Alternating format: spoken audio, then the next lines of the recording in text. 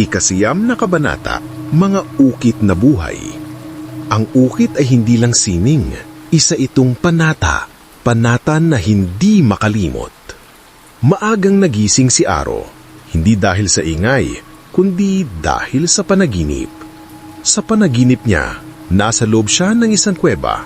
Sa bawat dingding nito, may mga ukit, puno, buwan, mata. Mga hugis na parang kilala niya pero hindi pa niya nakikita. Isa sa mga ukit ay gumalaw. Tumulo ang luha mula sa ukit ng mata.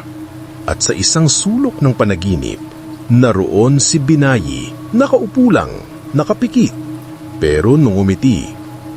Pagkagising niya, tumingala siya sa kisame. Sa taas ng kanyang kama ay isinabit niyang piraso ng papel na may surat mangyan. Una niyang isinulat matapos niyang bumalik mula sa gubat. Ngayon, bawat araw, may bago siyang nilalagay. Kwento, simbolo, alaala. Isang hapon, dumaan si Aro sa lumang bahay ng kanyang lola. Matagal na itong walang nakatira. Pero sa silong nito, may isang matandang aparador na dati ay bawal na bawal niyang galawin. Ngayon, binuksan niya. Sa loob, luma at marupok na mga kasulatan, maliliit na kahon na may lamang mga amuletong gawa sa pulitik at buto, at isang kahoy na tabla, ukit ng buong kasaysayan ng kanilang angkan. Kahit kupas na, ramdam niya agad, ito ang kwento bago pa siya isinilang. Kinabukasan, nagtungo siya sa paaralan ni Miss Lorna. Bitbit niya ang tabla. "Ma'am, ito po, ukit ng pamilya namin. Pero sa tingin ko, ito rin ay bahagi ng kasaysayan nating lahat dito." Matiimang titig ni Miss Lorna. "Iba yan, Aro.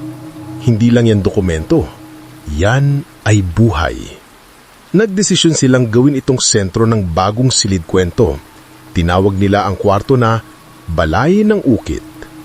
Sa pagbubukas ng Balay ng Ukit, inimbitahan nila ang matatanda sa nayon, mga nawalang na ng boses sa gitna ng modernong panahon.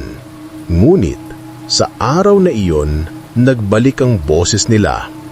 Si Katemyong nagkwento tungkol sa simbolo ng mata at araw na ayon sa kanya, gabay ng mga ninuno tuwing may paglalakbay. Si Aling Berna, ikinwento ang ugna, ang ukit ng kalungkutan na hindi na kayang sabihin. At si Aro, ikinwento ang karanasan niya kay Binay, hindi bilang multo, kundi bilang bantay ng mga kwentong nalilimutan.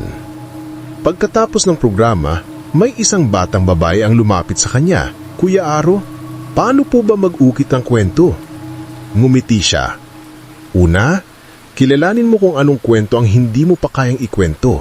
Doon ka magsimula." Dumami ang kabataang natuto ng surat mangyan. Hindi dahil sa pilitan, kundi dahil sa koneksyon. Ginawa nila itong sticker, isiningit sa mga tula, ginamit sa mga guhit, sa mga sulat sa diary.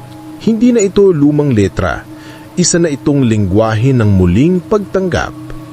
Isang gabi, habang binabasa niya ang mga journal entries niya, may narinig siyang pagkatok. Paglabas niya, may nakatayong batang lalaki. "Kuya Aro," sabi nito, "may napanaginipan po ako. May matandang babae daw sa gubat. Ang pangalan niya, Binayi." Tumindig ang balahibo ni Aro. Tumingala siya sa langit, ngumiti, at inabot ang isang lumang ukit ng banahaw. "Siguro panahon na para ikaw naman ang makinig sa tawag." Ang mga kwento ng mangyan ay hindi pa tapos, at ngayon na may bagong henerasyong handang makinig, ang mga ukit ay muling humihinga. Kung naramdaman mong parang ikaw din ang tinatawag ng kwento, i-like mo ang video na ito at i-comment kung aling bahagi ang gusto mong ikwento sa sarili mong paraan. Abangan sa ika-10 kabanata, Ang Tawag ng Buwan.